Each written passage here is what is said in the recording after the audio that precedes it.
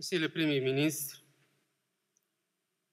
Mesdames, Messieurs les membres du gouvernement, Monsieur le ministre de la Formation professionnelle et technique,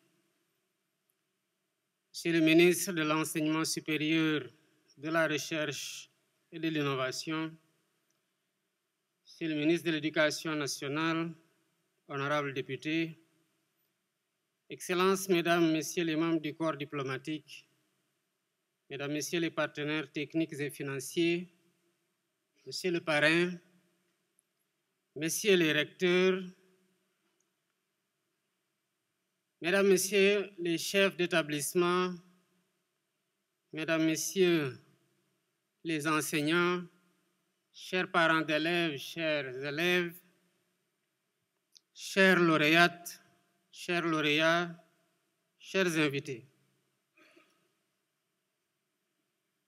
C'est avec une émotion toute particulière que je prends la parole aujourd'hui, à l'occasion de cette cérémonie solennelle de remise des prix du concours général.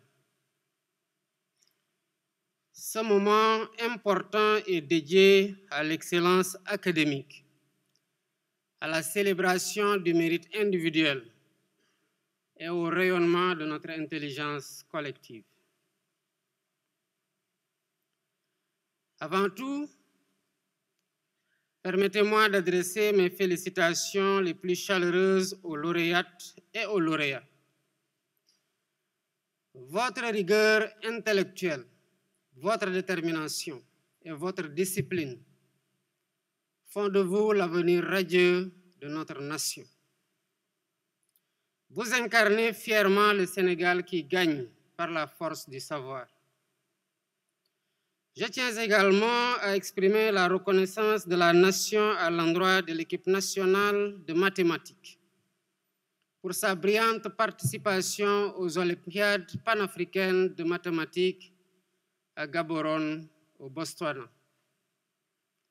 En effet, cette équipe est revenue avec 9 médailles, dont 2 en or et 1 en argent.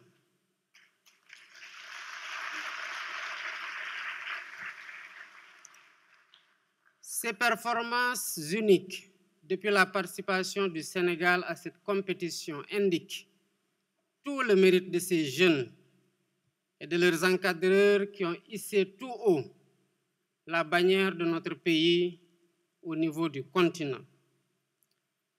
Leur réussite confirme le gisement de talents scientifiques et techniques dont regorge l'école sénégalaise. Il nous appartient, parents d'élèves, administratifs, personnel d'encadrement, enseignants et pouvoirs publics, de mettre tout en œuvre, partout dans le pays, à tous les niveaux des études, dans la diversité des filières, pour faire germer et éclore les pépites de jeunes talents dans tous les domaines scientifiques, techniques et du numérique. Cette ligne directrice doit être au cœur de la réforme des programmes que le ministère de l'Éducation nationale a entamés. Mesdames, Messieurs, la science, la technologie, la formation professionnelle et le numérique sont hélas les parents pauvres de l'école sénégalaise. Toute réforme de notre système éducatif visant à aligner et nous serons dans l'incapacité de bénéficier de ces bienfaits.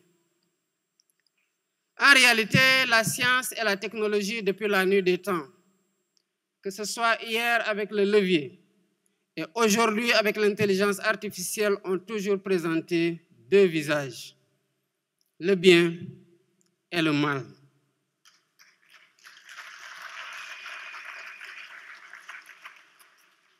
Oui, les défis sont nombreux. Je place en premier la maîtrise des sciences, des technologies, du numérique et de l'intelligence artificielle.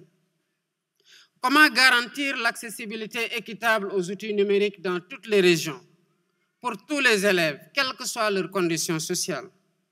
Comment former et soutenir nos enseignants face à ces mutations accélérées? Enfin, comment bâtir un cadre éthique et juridique qui protège la dignité de nos apprenants, tout en favorisant l'innovation? À ces questions cruciales, le discours d'usage a su apporter des éléments de réponse solides, éclairés, tant par notre héritage culturel que par les courants de pensée universels. À l'heure où l'intelligence artificielle peut déléguer nos décisions, nos raisonnements, voire nos émotions, il est impératif de cultiver chez nos jeunes la capacité de penser par eux-mêmes, à discerner, à douter et à créer. Le numérique et l'intelligence artificielle doivent, dans cette optique, mise au service de l'humain, de la communauté, du sens du vivre ensemble. Nous devons combiner la logique des machines avec la sagesse des peuples. Nous devons combiner la logique des machines, la vitesse des algorithmes avec la profondeur des valeurs. C'est bien donc à une transformation humaniste et technocratique, une coopération entre l'homme et la machine que nous devons porter. Et c'est cette vision que l'État du Sénégal assume pleinement dans ses choix, notamment à travers l'agenda national de transformation Sénégal 2050, qui fait de l'éducation, de la science, de la technologie, du numérique et de la formation professionnelle les leviers d'un développement endogène, inclusif et durable. Par ailleurs, au regard de ces considérations, j'ai porté cette année mon choix comme parrain de cette édition sur une personnalité dont l'attachement et le dévouement en faveur des questions éducatives ne sont plus à démontrer. Mesdames, Messieurs, permettez-moi en cette occasion solennelle de saluer avec une profonde estime la figure de M. André Sonko.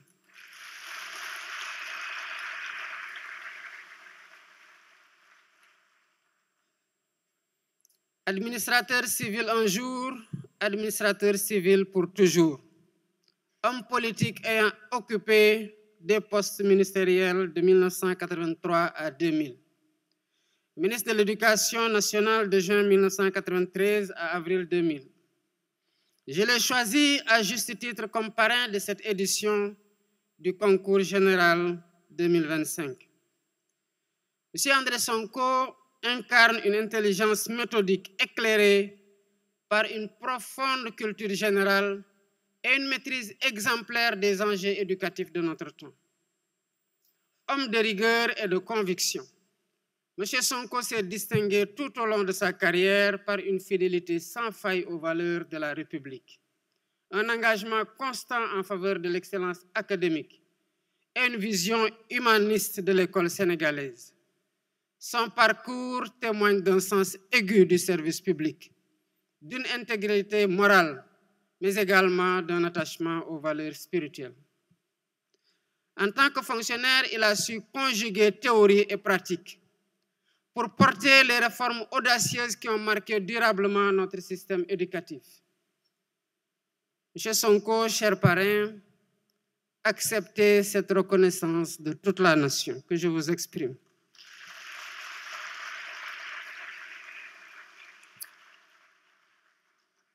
Mesdames, Messieurs, l'agenda national de transformation Sénégal 2050, adopté comme feuille de route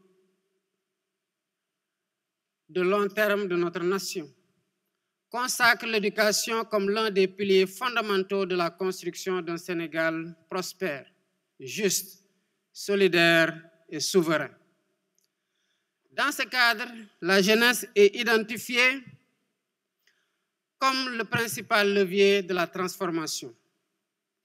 Nous devons repenser notre école non seulement comme un lieu de transmission de savoir, mais aussi comme un espace d'innovation, d'éthique, de citoyenneté numérique. Une école capable de former des individus techniquement compétents, mais aussi conscients de leurs responsabilités morales, culturelles et sociales dans un monde globalisé. Mesdames, Messieurs, je voudrais ici saluer le travail remarquable accomplis par les forces de défense et de sécurité.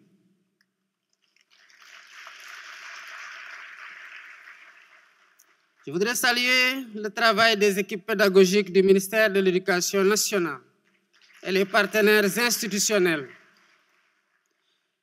qui ont rendu possible la mise en œuvre effective des lycées Nations Armées pour l'équité et la qualité, les LINAC. Par cette synergie entre les secteurs éducatifs et militaires, nous affirmons que l'avenir du Sénégal se construit dans l'unité, la rigueur et la foi dans sa jeunesse. D'autres lycées, au nombre de 12, du même type, seront incessamment disséminés dans les différents pôles territoires en gestation. Mesdames, Messieurs, nous avons entamé la modernisation des infrastructures scolaires.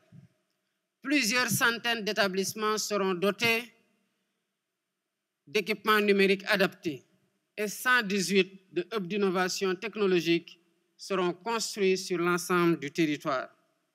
Ces espaces novateurs offriront à nos élèves l'opportunité d'explorer le codage, la robotique, la fabrication numérique et les applications de l'intelligence artificielle. En plus, le déploiement de matériel numérique dans les écoles se poursuivra à grande échelle avec la distribution progressive de centaines de milliers de tablettes et d'ordinateurs portables. Les malles numériques déjà opérationnelles dans de nombreuses circonscriptions permettent d'initier les élèves dès le primaire au langage de la programmation et à la pensée algorithmique. Dans cet esprit et conformément à notre engagement en faveur d'un développement équitable, inclusif et résilient, j'engage les différents ministères à réfléchir à la mise en œuvre d'un programme national de dotation des écoles rurales et périurbaines en kit numérique solaire dans un moyen terme.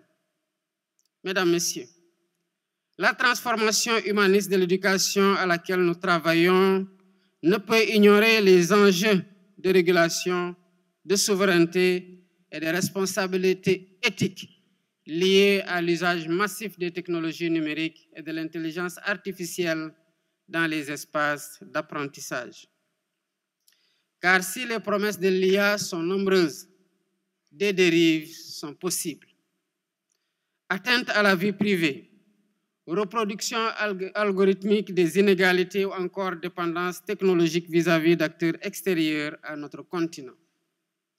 Face à ces risques, notre devoir est de protéger la dignité, l'autonomie et les droits des apprenants tout en assurant la maîtrise stratégique de nos infrastructures, de nos données et de nos choix technologiques. Enfin, la souveraineté numérique passe par la production locale de savoir, d'outils et de cadres d'analyse. À cet effet, l'école accordera un appui renforcé aux laboratoires en IA, en technologie éducative et en humanité numérique implantés dans nos universités et dans les centres d'excellence. Nous devons former et retenir une génération de chercheurs, d'ingénieurs, de penseurs critiques capables de concevoir les intelligences artificielles à notre image, c'est-à-dire respectueuses de notre valeur, de nos équilibres et de nos aspirations profondes. En misant sur la recherche nationale et en bâtissant une régulation éthique solide, nous jetons les fondements d'une souveraineté numérique éducative pleinement assumée, condition sine qua non d'un avenir technologique ancré dans notre humanité. Chers enseignants, je m'adresse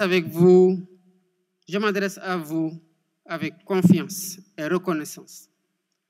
Vous êtes dans notre société les médiateurs entre le passé et l'avenir, les passeurs de savoir, de valeurs et de discernement.